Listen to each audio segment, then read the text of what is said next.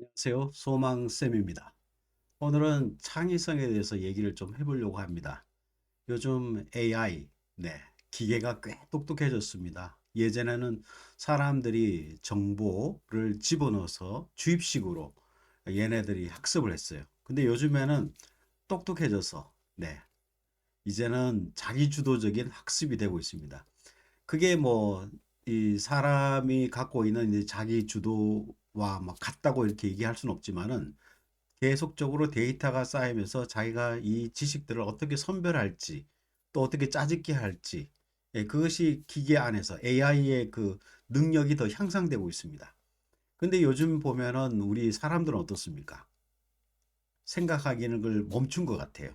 조금 거기에 따라가지도 못하고 조금이 아니라 많이 그리고 편향된 생각에 다들 붙들려 있지 않는가 그런 생각이 들었습니다.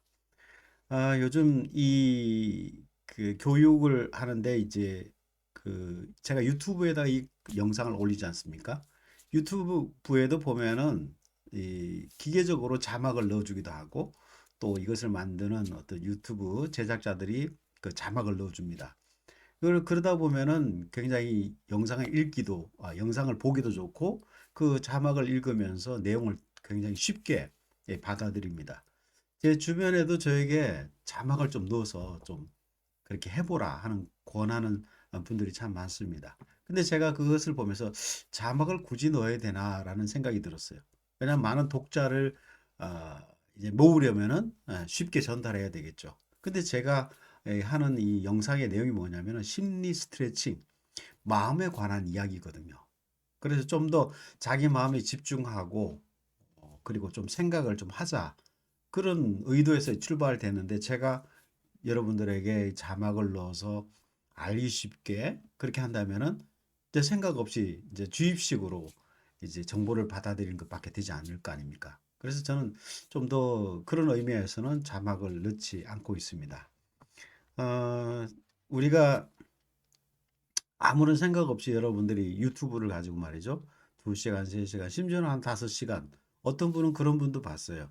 어떤 댓글이 재밌어서 그 밑에 댓글들을 계속 읽는데 이 댓글이 쉬지 않고 계속 올라오잖아요.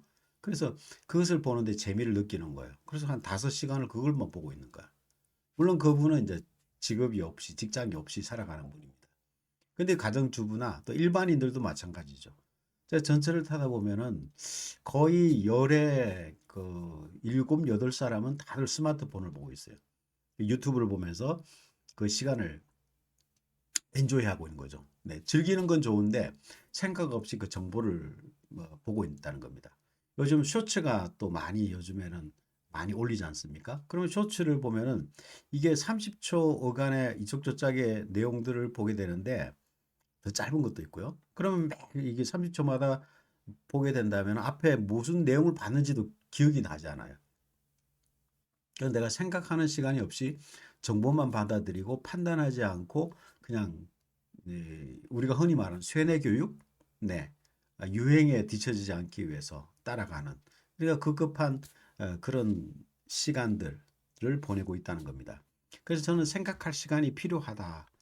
그래야 창의성이 나오지 않는가 그런 생각을 하고 있습니다. 눈을 통한 자극과 정보를 지속적으로 받게 되면은 생각하지 않고 그냥 판단하지 않고 받아들이게 됩니다. 예, 우리 어른들이 TV를 바보 상자라고 했잖아요. 네. 이제는 스마트폰이 이제 바보 상자가 돼요. 근데 이거를 바보 상자도 들고 다니네? 다들 바보가 되어 가고 있어요. 세상에 대한 뭐 정치나 경제나 뭐 어떤 예술이나 아무튼 간에 이 바보 상자만 들고 다니는 날. 그렇다면 바보 상자를 들고 다니는 이 사람들의 미래가 어떻게 될까? 좀 걱정스럽습니다. 제가 이 사실이 동영상을 만들었지만은 이 보지 마시고 네. 눈을 감고 들으시면 어떨까 생각합니다. 네. 그 제가 전달하고자 하는 것은 내용이거든요. 네. 그래서 이 내용을 들어보고 자기 자신에게 적용이 가능한지 생각해 보고 네. 그렇게 적용해 보시길 바랍니다. 또 각각의 성격적인 그 유형론적으로 이런 게 있거든요. 성격이 급한 분도 있고 좀 조용하신 분도 있고 그래서 차분하신 분은 갑자기 어떤 그 충격적인 일이 벌어지면 그 충격파가 좀 세요. 그러면 그때를 위해서도 이제 한번 심리적인 자기 안정감을 찾을 수 있는 방법들을 좀 고안해 내시고 또 평상시에도 이렇게 변동이 폭이 심한 분들 계십니다. 그런 분들은 이 심리 스트레칭을 통해서 마음을 좀 차분하게 가라앉히고 또 자기 내적인 자기 내면을 볼 수 있는 그런 시간들을 가지면 좋겠다 생각이 듭니다. 어, 이런 글을 봤습니다. 창의적이지 못하게 하는 것은 충분히 사고하지 않기 때문이 아니다 하는 이야기가 있습니다. 그 말을 하면은 너무 많은 생각을 한다는 거예요. 예. 그래서 오히려 잡생각을 깔아앉혀야 새로운 생각이 올라온다는 얘기입니다. 우리가 이제 아이디어를 회의를 하지만은 직원들을 막 닥달하고 뭐 야근을 시킨다고 새로운 창의적인 생각이 나오는 게 아니잖아요. 예. 우리는 지난날의 과거에 뭐 성공적인 것 또는 실패했던 것, 또 우리가 눈으로 봤던 것, 간접적인 경험, 이 모든 것들이 어떤 기본적으로 창의성을 위한 기본적인 바닥이 될 수 있지는 모르지만은 바닥은 되지만 새로운 창의적인 것을 만들어내는 것은 안 된다는 거예요. 그래서 너무 많은 생각들이 있으면 이게 잡생각에 불과한 겁니다. 그래서 이 잡생각을 내려놓고 오히려 차분하게, 네, 오히려 그런 생각들을 없는 단계, 그런 생각들을 다 제거한 상태가 되고 난 다음에 비로소 새로운 생각들이 올라온다. 네, 이것은 뭐 어느 법칙이나 다 똑같은 거예요. 요즘 경제가 어렵다고 하는데 경제가 한번 곤두박질 쳐봐야 그 다음에야 이제 슬슬 다시 이제 성장하고 올라오는 거죠. 네, 그래서 만약에 이제 이렇게 무너지지 않기 위해서 막 떠받치고 있는데 지금 환율이 지금 높아지고 있잖아요. 그래서 국가가 이제 뭐 돈으로 막 떠받치고 있는데 이게 얼마나 갈지 모르겠습니다. 어려움을 겪어봐야 그 다음에 또 다시 성장이 오고 이게 우리가 어떤 세상 살아가는 이치인데 아무튼 우리 마음에서 어떤 생각들을 새로운 생각을 잡아내려면은 모든 생각을 포기하고 모든 생각들을 깔아앉혀야만 그때서야 비로소 새 것이 나올 수 있습니다. 우리가 산책을 하다 보면은 그런 유익함이 있습니다. 그런 것들을 경험해 보신 적이 있을 겁니다. 사무실에 앉아서 계속 생각하는데 이게 안 되는 거예요. 정리도 안 되고, 네, 새로운 생각도 안 되고, 그럴 때 이제 그런 몰입에서 벗어나서 좀 숨을 틔워주고 생각을 정리해주는 그런 시간이 되면은 참 좋습니다.